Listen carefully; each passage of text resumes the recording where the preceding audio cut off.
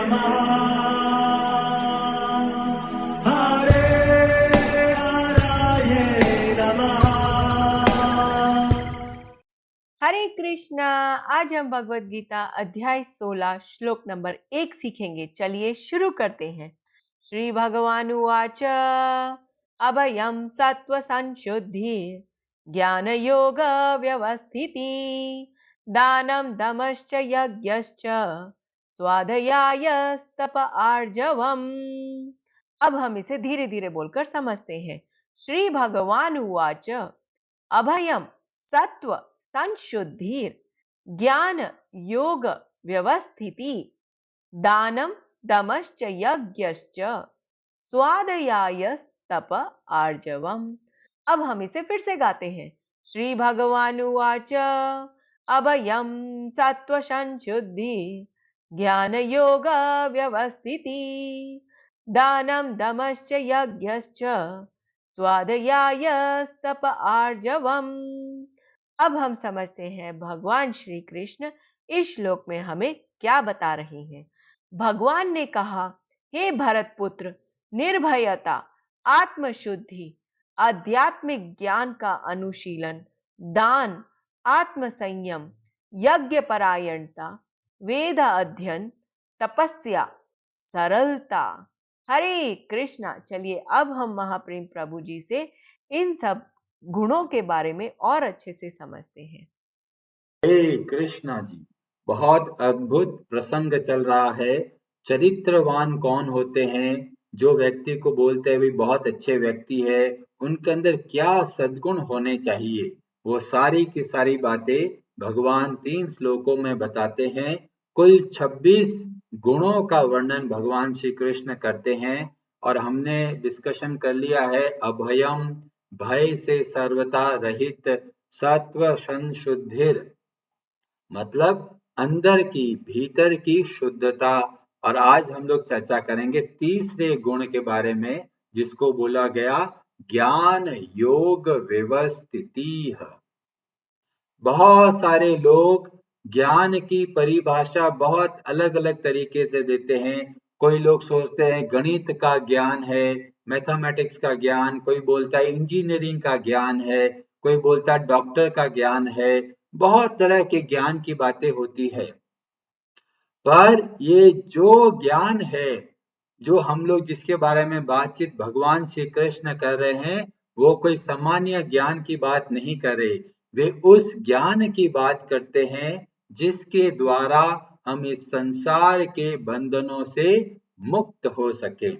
कोई डॉक्टर बन गया तो इसका मतलब ये नहीं है वो संसार के बंधनों से मुक्त हो जाएगा, या कोई इंजीनियर बन गया है, कोई सॉफ्टवेयर इंजीनियर बन गया, कोई मैकेनिकल इंजीनियर बन गया, तो जो कुछ ज्ञान प्राप्त हुआ वो वास्तव में हमें इस संसार से बाहर निकलने में सहयोग नहीं देता। इसीलिए वो वास्तव में सब का सब अज्ञान के अंतर्गत आता है।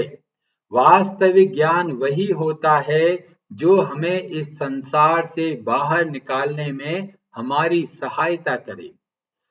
ज्ञान का मतलब यह होता है कि हमारी समस्याओं का समाधान कैसे हो। जैसे कोई व्यक्ति बीमार होता है और उसको पता नहीं चलता सही कैसे होना है, डॉक्टर के पास जाते हैं, डॉक्टर को पता है ये बीमारी ऐसी है और इस दवाई से सही हो जाएगा और वो समस्या हल हो गई।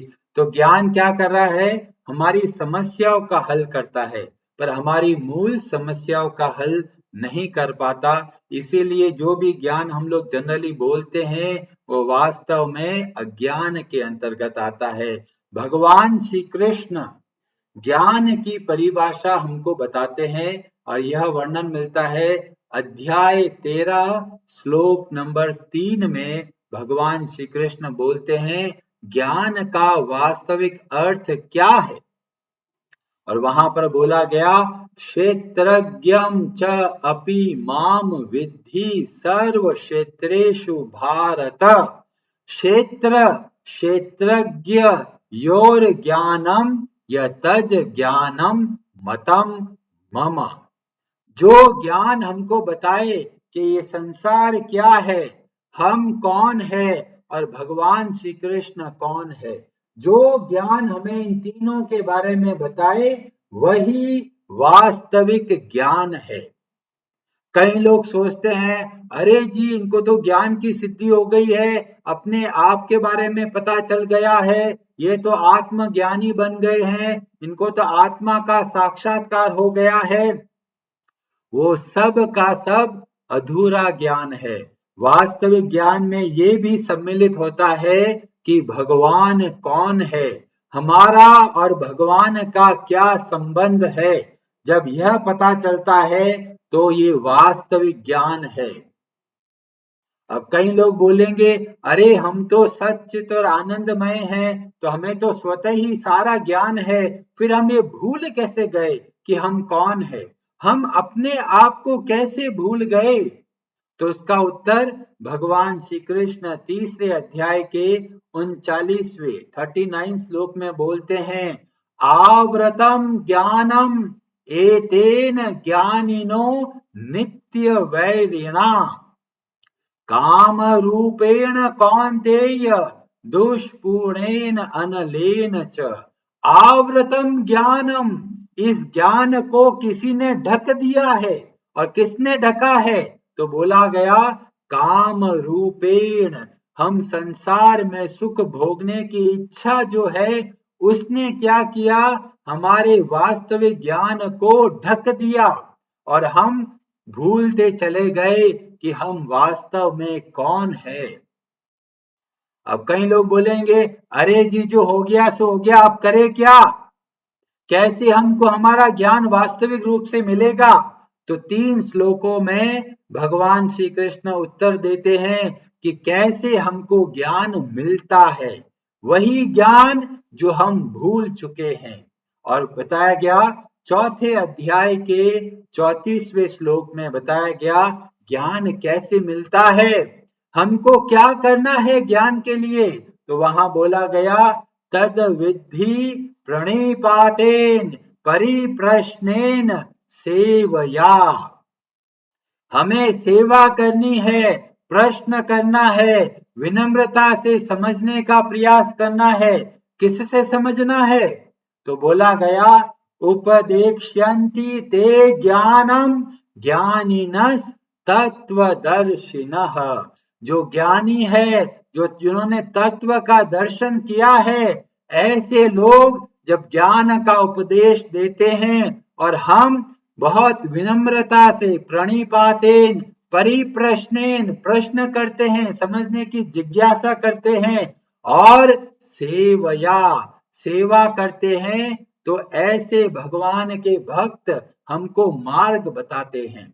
और यहाँ पर केवल थियोरेटिकल नॉलेज की बात नहीं हो रही, केवल किताबी ज्ञान की बात नहीं हो रही, यहाँ पर भगवान बोलते हैं तत्वदर्शिनः, जिन्होंने तत्व का अनुभव किया है, जिन्होंने भगवान की भक्ति के द्वारा उस रास्ते पे चले हैं, जिनको वास्तव में एक्सपीरियंस है, ऐसे लोग हमें वास्तव में ज्ञान दे सकता है। पर हमारे अंदर योग्यता क्या होनी चाहिए, क्योंकि गुरु एक होता है, शिष्य बहुत सारे होते हैं, पर कुछ लोगों को समझ में आता है, कुछ लोगों को नहीं आता। तो शिष्य की योग्यता क्या होनी चाहिए, तो इसका उत्तर भी भगवान श्री कृष्ण देते हैं चौथे अध्याय के ये 39वें श्लोक में जो बताया गया, वहां वर्णन मिलता है श्रद्धावान लभते ज्ञानम तत्परः संयतेन्द्रियः, श्रद्धा से जो भगवान के भक्त हमको बताए उनको श्रद्धा पूर्वक समझने का प्रयास करना है। तत्परः, तत्पर मतलब बहुत सावधानी से जो बताया गया उनका अनुसार आचरण करना है। और संयतेन्द्रियः, अपने इंद्रियों का निग्रह, हमारी इंद्रियां भागती है, आंखें भागती है, जीभ भगाती है, पर हमें उनको कंट्रोल में करना है। जब इस तरह से अभ्यास करेंगे तब बोला गया ज्ञानम लब्ध्वा पराम शांतिम अचिरेण अधिगच्छति, इस तरह से हम ज्ञान प्राप्त कर सकते हैं। पर फिर एक और कमी रह गई, और वह कमी किसकी रह गई? भगवान की कृपा की।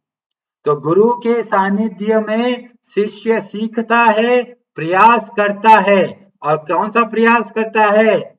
योग साधना करता है? नहीं, भगवान की भक्ति करता है। और जो ऐसा भगवान की भक्ति करते हैं तो भगवान बोलते हैं 10वें अध्याय के 11वें श्लोक में, तेषाम एवानुकंपार्थम अहम अज्ञानजम तमः नाश्याम्य आत्म भावस्थो ज्ञान दीपेन भास्वता। भगवान श्री कृष्ण हमारे भीतर के अज्ञान को नष्ट करते हैं। तो हमारा प्रयास होना चाहिए, भगवान के भक्तों की सेवा होनी चाहिए और भगवान की भक्ति होनी चाहिए। जब हम भगवान की भक्ति करते हैं तो भगवान हमारे हृदय में विराजमान होकर ज्ञान रूपी दीपक को प्रकाशित करते हैं। ज्ञान दीपेन भास्वता। जब ज्ञान का दीपक प्रकट होता है तो क्या होता है? जो अंधकार होता है वह नष्ट होता है और हमें पता चलता है कि हम वास्तव में कौन है। कई लोग तरह तरह की साधनाएं बताते हैं कि आत्मज्ञान हो जाएगा, पर ऐसे आत्मज्ञान नहीं होता। आत्मज्ञान करना है तो भगवान की कृपा चाहिए। भगवान जब ज्ञान के दीपक को जलाते हैं तभी हमारे अंदर के अंधकार नष्ट होते हैं।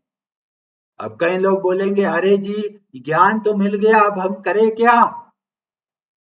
ज्ञान का लाभ क्या है? तो ये बताया गया 4थे अध्याय के 23वें श्लोक में, और वहां वर्णन बोला गया, गत संगस्य मुक्तस्य ज्ञानावस्थित चेतसः यज्ञायाचरतः कर्म समग्रम प्रविलीयते।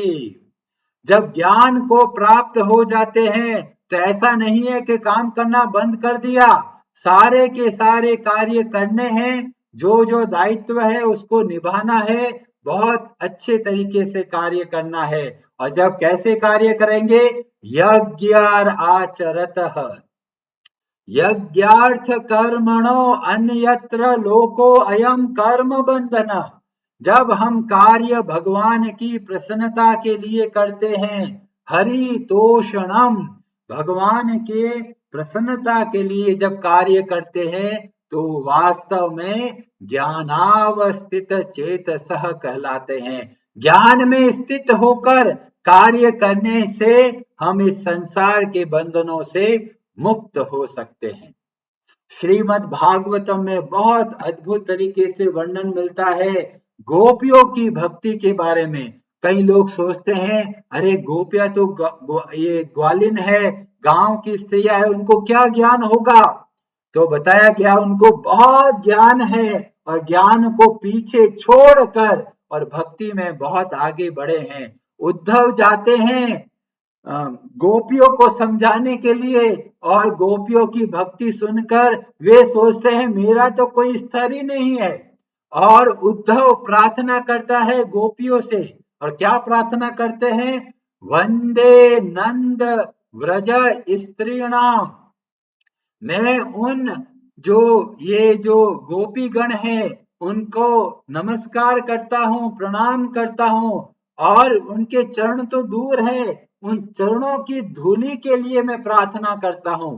पाद रेणुम अभीक्षणशः, जो चरणों की रेणु है, जो चरणों की धूलि है, उनके मैं वंदना करता हूं। कितनी सौभाग्यशाली है ये मिट्टी के कण जो आप जैसी महान भक्तों के चरणों को छू रही है। मतलब उद्धव भक्तों के चरणों को छोड़िए, चरणों की रज, चरणों की जो मिट्टी है उनकी प्रार्थना कर रहा है। यासा हरि कथो गीतम पुनौति भुवन त्रयम, ऐसे भक्त क्या कर रहे हैं? तीनों संसार को पवित्र कर रहे हैं। ऐसी है गोपिया, कोई सामान्य भक्त नहीं है, सर्वश्रेष्ठ भक्त है। और उद्धव जो ज्ञान योग में स्थित है और वो कहती है गोपियों का जो भक्ति है उसके आगे सारा का सारा ज्ञान भी फेल है। और वो प्रार्थना करते हैं उद्धव और बोल रहे हैं भगवतीय उत्तम श्लोके भवती भीर अनुत्तमा, ऐसी अद्भुत भक्ति की है भक्ति प्रवर्तिता दिष्टया मुनि नाम अपि दुर्लभा। ऐसी अद्भुत भक्ति का मार्ग हमको बताया है जो बड़े बड़े मुनियों के लिए भी दुर्लभ है। ऐसी गोपियां वास्तव में पूजनीय है। और आजकल हम देखते हैं गोपियों के ऊपर, भगवान के ऊपर तरह तरह का लांछन लगाते हैं, उनको दोष देते हैं। पर उद्धव से देखिए कैसे महान भक्त हैं ये गोपियां। बहुत बड़े सिद्धि के बाद, बहुत घोर तपस्या के बाद में, बहुत भारी कृपा के बाद में कोई व्यक्ति गोपी बनता है। कोई सामान्य लोग नहीं है, ये बहुत अद्भुत लोग हैं। पर इन्होंने ज्ञान के सारी सीमाओं को पार करके और शुद्ध भक्ति में स्थित हुए हैं और हमको प्रेरणा देते हैं कि हमें इस तरह के भक्ति करनी चाहिए। हरे कृष्णा जी, आप सबका बहुत बहुत धन्यवाद। हरे हराये नमः।